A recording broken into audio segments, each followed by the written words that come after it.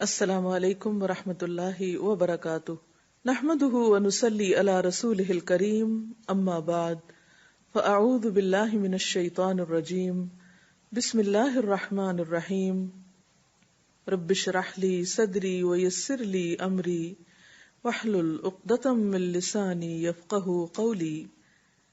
عن ابی ہریرۃ عن النبی صلی اللہ علیہ وسلم قال لا یشکر اللہ من لا یشکر الناس، رواہ ابو داود۔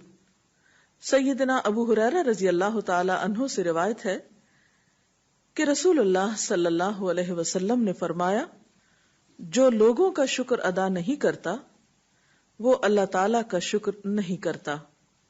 اس حدیث میں جس اخلاقیات کا درس دیا جا رہا ہے وہ یہ ہے کہ بندہ بندوں کا شکر گزار ہو۔ جو انسان انسانوں کا شکر نہیں مانتا یا انسانوں کا شکر ادا نہیں کرتا وہ اللہ تعالیٰ کا بھی شکر گزار نہیں ہو سکتا۔ قرآن پاک میں اللہ تعالیٰ فرماتے ہیں، هل جزاء الاحسان الا الاحسان، کیا احسان کا بدلہ احسان کے سوا کچھ اور ہو سکتا ہے؟ یقیناً نہیں۔ تو بات یہ ہے کہ جو انسان بھی ہمارے ساتھ کسی قسم کی بھلائی کرے، ہم پر لازم ہے کہ ہم اس کا شکریہ ادا کرنے والے ہوں۔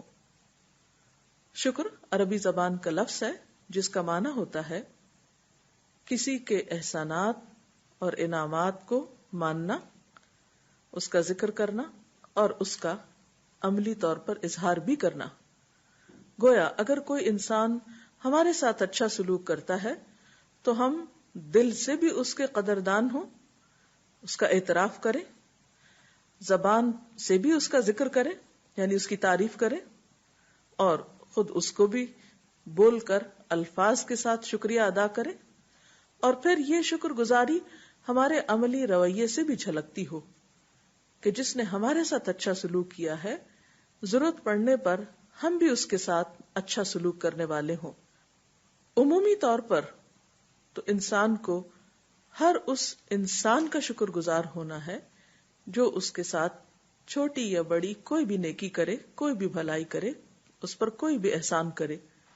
لیکن خصوصی طور پر زندگی میں کچھ رشتے اور کچھ تعلق ایسے ہیں کہ جن کے ساتھ شکر کا رویہ فرض کے درجے میں آتا ہے، اور ان میں سے سب سے بڑھ کر ہمارے مہربان ہمارے والدین ہیں۔ قرآن پاک میں اللہ تعالیٰ اپنے بعد سب سے زیادہ بندوں میں سے جس کا حق بتاتے ہیں وہ والدین ہیں۔ ارشاد باری تعالیٰ ہے، انشکر لی ولوالدیک، کہ تم میرے شکر گزار ہو اور اپنے والدین کے شکر گزار بنو۔ سوال یہ پیدا ہوتا ہے کہ والدین کی شکر گزاری میں کیا چیزیں آتی ہیں، یعنی ان کا شکر گزار انسان کس طرح بن سکتا ہے؟ تو اس میں سب سے پہلی چیز والدین کے ساتھ محبت کا اور عزت کا معاملہ کرنا ہے، ان کا احترام کرنا ہے، پھر ان کی اطاعت کرنا ہے، پھر اس کے ساتھ ساتھ ان کی خدمت کرنا ہے، پھر ان کے کام آنا ہے، جہاں وہ ضرورت مند ہوں، کسی بھی مدد کے محتاج ہوں تو ان کی مدد کرنا ہے، پھر اسی طرح زندگی میں بھی ان کے لیے دعائے رحمت کرنا ہے، اور ان کی موت کے بعد ان کے لیے صدقہ جاریہ بننے کے ساتھ ساتھ ان کی بخشش اور درجات کی بلندی کی دعائیں بھی اسی میں شامل ہوں گی۔ اور جو شخص والدین کا شکر گزار نہیں ہوتا وہ باقی انسانوں کا بھی شکر گزار نہیں ہو سکتا، کیونکہ انسان پر سب سے زیادہ جو احسان کرنے والی ہستی ہے وہ اس کے والدین کی ہے، اور اس میں سے بھی خصوصاً ماں، کیونکہ اللہ کے رسول صلی اللہ علیہ وسلم نے سب سے زیادہ جس کے ساتھ حسن سلوک کا حکم دیا وہ ماں ہی کی ہستی ہے۔ ایک شخص آپ صلی اللہ علیہ وسلم سے سوال کرتا ہے کہ میرے سب سے زیادہ اچھے سلوک کا مستحق کون ہے؟ تو آپ نے فرمایا تمہاری ماں۔ دوسری دفعہ سوال کرنے پر بھی آپ نے یہی جواب دیا، تیسری مرتبہ سوال کرنے پر بھی آپ کا جواب یہی تھا، اور چوتھی مرتبہ سوال کرنے پر آپ صلی اللہ علیہ وسلم نے والد کا ذکر کیا، باپ کا ذکر کیا۔ تو بات یہ ہے کہ جو ہم پر جتنا بڑا احسان کرے اتنا ہی زیادہ اس کا شکر ادا کرنا لازم ہے. پھر اس میں ہم دیکھتے ہیں کہ والدین کے درجے میں کچھ اور لوگ بھی آتے ہیں جن میں استاد ہیں جو کہ روحانی والدین ہوتے ہیں. استادوں کا انسان پر بہت بڑا احسان ہوتا ہے. وہ انسان کو ادب، اخلاق، تمیز اور تعلیم کے زیور سے آراستہ کرتے ہیں. کسی کا کہنا یہ تھا کہ میرے والدین مجھے آسمان سے زمین پر لائے اور میرے استادوں نے مجھے زمین سے آسمان تک پہنچایا، یعنی دنیا میں میری بلندی اور ترقی کا ذریعہ میرے استاد بنے. تو ان کا احسان ماننا بھی لازم ہے. اسی لیے استاد کا احترام اور اس کی اطاعت یہ شاگرد کے فرائض میں سے ہے. پھر اسی طرح کچھ اور لوگ بھی والدین ہی کے درجے میں آتے ہیں، جیسے سوتیلے والدین ہیں یا پھر سسرالی والدین ہیں، ساس اور سسر. اسی طرح والد یا والدہ کے فوت ہونے کے بعد جو بھی شخص بچے کو پالے یا اس کی تعلیم و تربیت میں مددگار ہو، ان تمام لوگوں کا احسان ماننا ضروری ہے. رسول اللہ صلی اللہ علیہ وسلم اپنی رضائی والدہ کا، یعنی جنہوں نے آپ کو دودھ پلایا تھا، ان کا بھی بہت خیال رکھا کرتے تھے اور ان کے لیے بھی بہت شکر گزار ہوتے اور ان کا بھی احسان مانتے.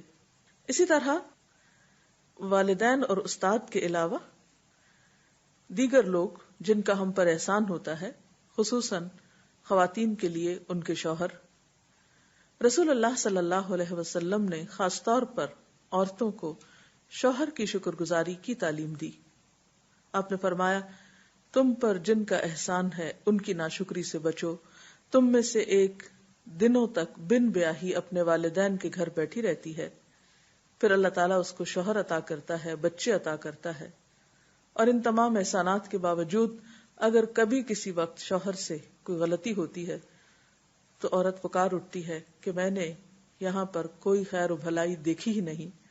تو یہ جملہ اللہ تعالیٰ کو پسند نہیں کہ انسان دوسرے کے سارے احسانات کو نگیٹ کر کے ایک طرف رکھ کے ایک غلطی کو پکڑ لے اور اس کی وجہ سے سب کیے کرائے پر پانی پھیر دے. اور آپ نے یہ بھی فرمایا کہ عورت کسی وقت شوہر سے بے نیاز نہیں ہو سکتی. لہذا جس کے ساتھ انسان کا تعلق اس درجے کا ہے کہ جیسے چولی دامن کا ساتھ جس کو کہتے ہیں، تو وہاں پر باہمی تعلقات کی خوشگواری اسی وقت ہو سکتی ہے جب انسان ایک دوسرے کا احسان مانے. اس کا یہ مطلب نہیں کہ صرف بیوی ہی کو شوہر کا شکر گزار ہونا چاہیے، بیوی کی خدمات پر شوہر کو بھی بیوی کا شکر گزار ہونا چاہیے.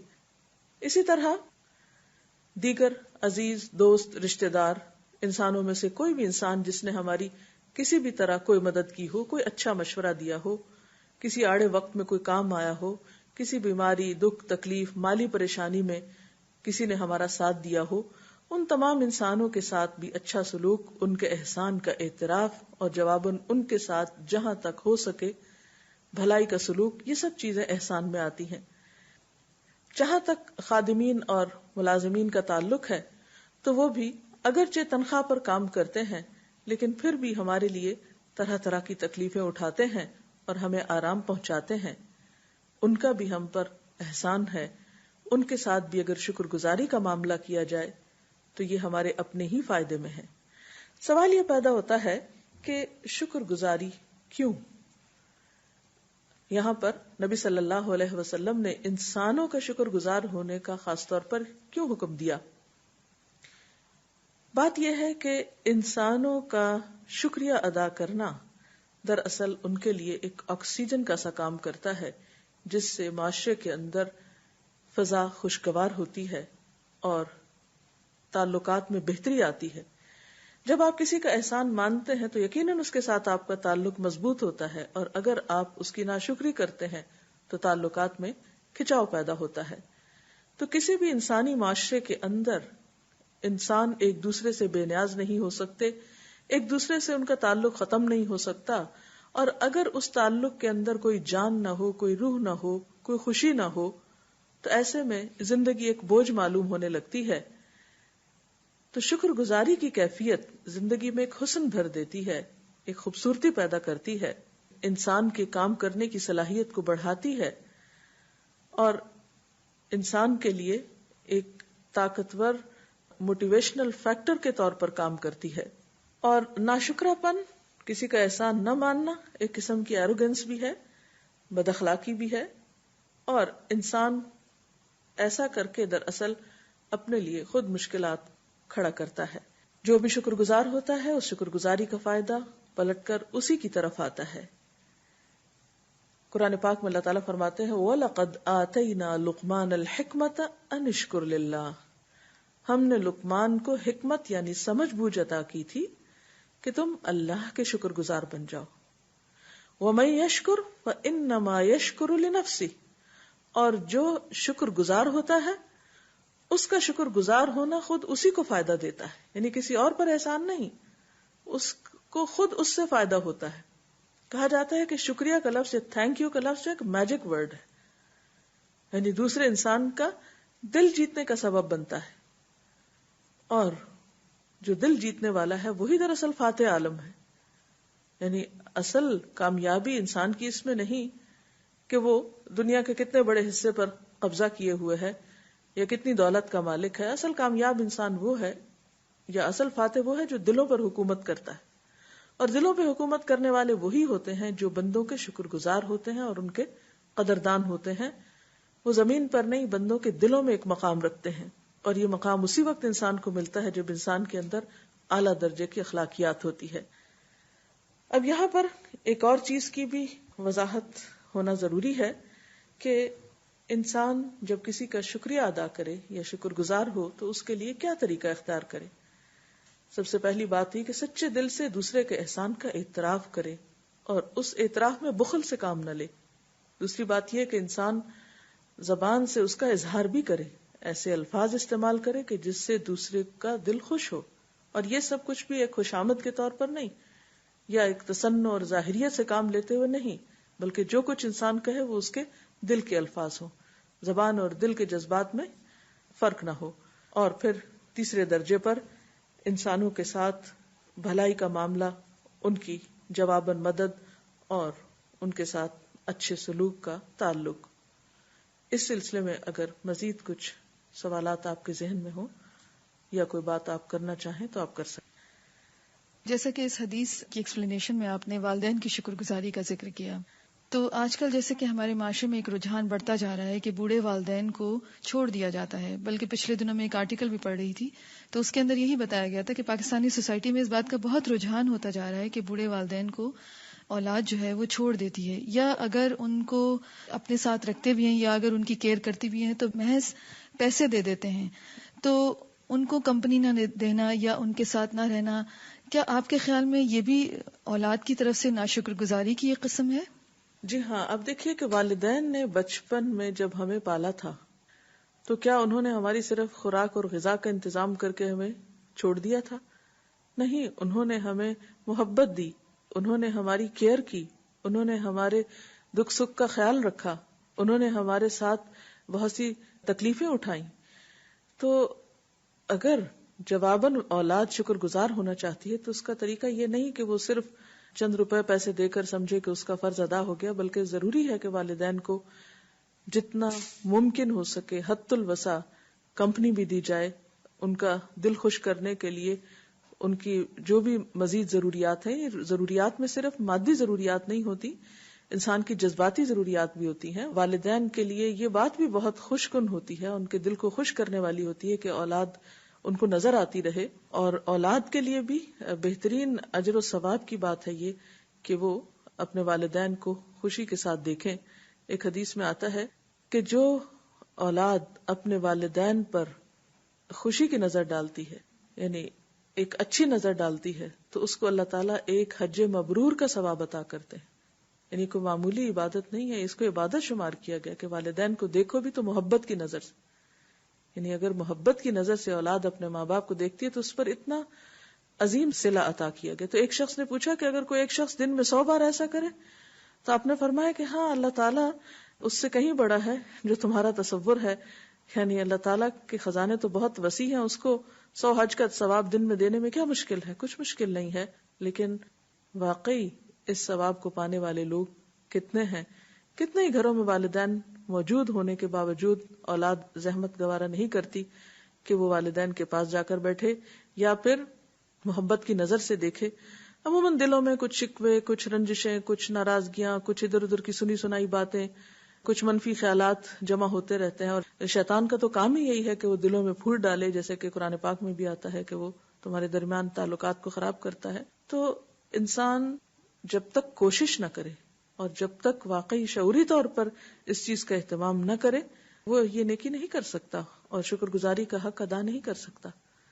جیسا کہ ابھی آپ نے فرمایا کہ استاد بھی والدین ہی کے زمرے میں آتے ہیں، تو ان کے احسان کا بدلہ کس طرح سے دیا جا سکتا ہے؟ استاد کے احسان کا سب سے بڑا بدلہ تو یہ ہے کہ جو کچھ استاد سکھا رہا ہے اس کو اچھی طرح سیکھا جائے، اور خاص طور پر وہ اخلاقیات کے درس جو استاد دے تعلیم کے ساتھ ساتھ یا تربیت کے ساتھ ساتھ ان کا اخذ کرنا بھی بے حد ضروری ہے. اور اس کے ساتھ پھر یہ کہ ان کے ساتھ احترام کا معاملہ، شفقت کا معاملہ، اور ان کی بات سننے کا، اطاعت کرنے کا، اور پھر ان کے لیے دعا کرنے کا اور ان کے حق میں اچھے کلمات ادا کرنے کا. کیونکہ جب کوئی انسان کسی کے غیر موجودگی میں اس کے حق میں اچھے کلمات کہتا ہے تو یہ چیز بھی شکر گزاری میں آتی ہے. عام طور پر دیکھا گیا ہے کہ استاد کو یہ سمجھا جاتا ہے کہ ہم اس کو پے کرتے ہیں اور وہ ہمیں اس کے عوض تعلیم دیتا ہے، گویا ہم اس سے تعلیم خرید رہے ہیں اور اس کے بعد ہمارا اور اس کا کوئی تعلق نہیں. یہ اسلامی طریقہ کار نہیں. اسلام میں ایک شاگرد کے اوپر یا اسلامی نقطہ نظر سے ایک شاگرد کے اوپر لازم ہے کہ وہ صرف استاد سے کلاس روم کی حد تک ہی تعلق نہ رکھے، بلکہ اس کے بعد اس کی زندگی میں اس کے ساتھ جہاں تک ممکن ہو احترام اور خیرخواہی کا معاملہ کرنے والا ہو، اور اس کے دنیا سے جانے کے بعد اس کے حق میں دعائے خیر کرنے والا ہو، اور اس سے ملنے والی اچھی تعلیم و تربیت کو آگے لے کر چلنے والا ہو. ایک اور پہلو پر میں آپ سے چاہوں گی کہ آپ اس کے اوپر روشنی ڈالیے، وہ یہ کہ حدیث کے الفاظ میں انسانوں کی شکر گزاری کو اللہ تعالیٰ نے اپنی شکر گزاری سے کنیکٹ کیا ہے، جس سے پتہ یہ چل رہا ہے کہ یہ بہت امپورٹنٹ کام ہے. تو آخر اس کی اتنی اہمیت کیوں ہے؟ اس کی 2-3 وجوہات ہیں. ایک تو یہ کہ یہ کام دیکھنے میں آسان لگتا ہے لیکن اتنا آسان ہے نہیں. شکر گزاری اس وقت تک کسی کی ہو نہیں سکتی جب تک کہ انسان اس کے احسان کا اعتراف نہیں کرتا، اس کو اکنالج نہیں کرتا. اور کسی کے احسان کو ماننا خود کو چھوٹا کرنا ہوتا ہے. یعنی آپ نے اس کو بڑا مان لیا. جب کسی کا احسان مانا تو اس کو اپنے سے اوپر رکھا، جب اس کو اوپر رکھا تو خود کو نیچا کیا.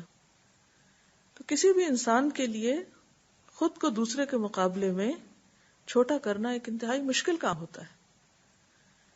تو جب ایک انسان اس مشکل مرحلے سے گزرتا ہے تو واقعی وہ ایک اہم کام کرتا ہے. پھر دوسری بات یہ ہے کہ جب تک انسان کوشش نہیں کرتا یہ کام ہو نہیں پاتا. ورنہ انسان بعض اوقات فار گرانٹیڈ لینے لگتا ہے چیزوں کو.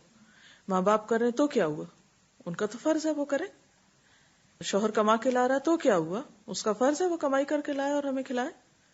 بیوی اگر گھر کے کام کر رہی ہے یا بچوں کے ساتھ تکلیف اٹھا رہی تو کرے، ہوئے تو اس کی ذمہ داری ہے.